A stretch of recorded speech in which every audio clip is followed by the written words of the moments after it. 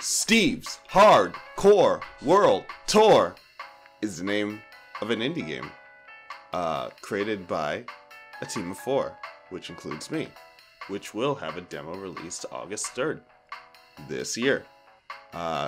Steve's HardCore World Tour is a 2D platforming shooter co-op game which integrates elements inspired by games like Little Big Planet, where you have multiple different lanes that you can switch between. Sort of a 2.5D, but you can't really call it that because it's not using 3D models, it's using stuff that was just drawn by me.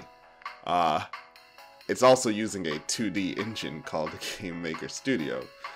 Now, in terms of the writing, it's very over-the-top and bombastic, partially inspired by Scott Pilgrim and other bouncy, silly games and properties.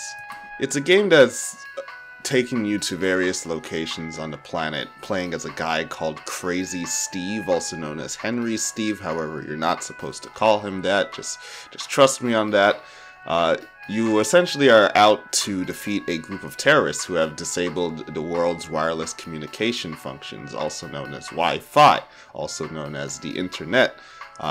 Steve is a person who is a hardcore gamer. He is like top on the leaderboards on almost every first-person shooter.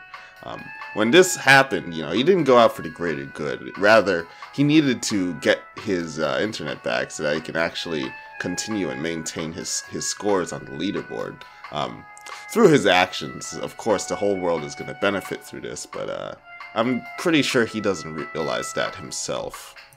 And indeed, this does imply that Steve has never actually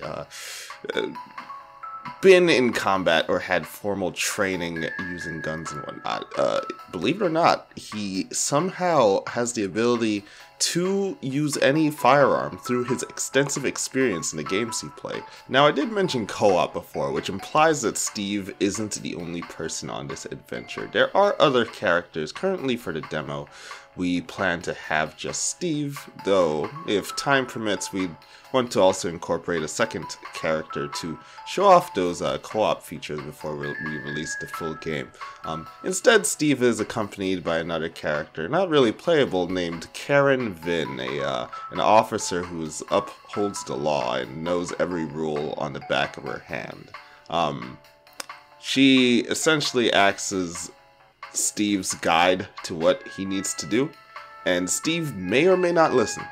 Now, with that little intro of what the game is about, we're going to go talk about the actual mechanics of the game, how things were created, and what we're trying to go for with this game now. So since this first devlog, Devlog 0, is an overview of everything, I will talk about our mechanics in a general sense. In future episodes, I'll go more in depth on them, such as how levels can be designed around them, nuances, and some details on how they were coded. The first mechanic we'll go over is the lanes mechanic, and as you can see here, Steve is able to switch between 3 lanes, similar to Little Big Planet, actually. This was an idea I wanted to incorporate, as the game was initially inspired by Scott Pilgrim vs. the World, the game. A game that's unfortunately unplayable at this moment. Moment of silence for that. This mechanic will allow us to easily incorporate co-op, as multiple players wouldn't be hogging the same space at all times. You wouldn't have a bunch of bullets and enemies and player bodies just like taking up the same area. People can occupy different lanes or the same lane depending on how they want to play or how the level may be going on. It also adds an extra layer of mobility for the player, as if the player is about to get hit by a projectile and you can't slide or jump over it in time, boom, you just lane swap and you instantly go to the other lane. However, there is a small delay before you can lane swap again. So while it can be used for tactical and reflex plays, it can't be abused. Next we have the momentum mechanic. To help reward and distinguish good play, certain actions allow for that blue bar on the top left known as the boosty bar to fill up. One of these actions is killing enemies, while the other involves a sub-mechanic which involves dodging attacks, that are just barely about to hit you. This is also known as the near-miss sub-mechanic. The former way of getting boost, which was killing enemies, rewards aggressive play, while the latter way of getting boost, which is the near-miss sub-mechanic, rewards defensive play and reflexes. Once the bar is full, you can boost to change your base speed by 1 level. Base speed basically refers to the auto-scrolling speed of the game, of which there are 4: slow, normal, enhanced, and fastest. If you don't boost for a while, or if you get hit, you go down by a level. So for example, let's say you're at normal base speed. You boost, you're at enhanced base speed. You get hit, you go back to normal base speed. The auto-scrolling of this game with the lanes and momentum mechanic leads to this game being designed more as an obstacle course rather than a precision platformer. Enemies and obstacles will be many and deliberately placed, and platforms will be long for ease of landing on them. We're excited to synthesize these aforementioned mechanics in ways that will surprise the player.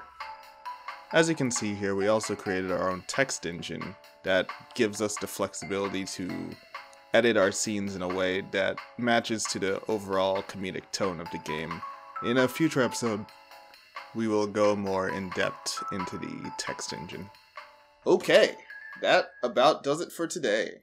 Thanks for tuning in. We will rock again with you in the future. Check out our Twitter for tri-weekly or more updates.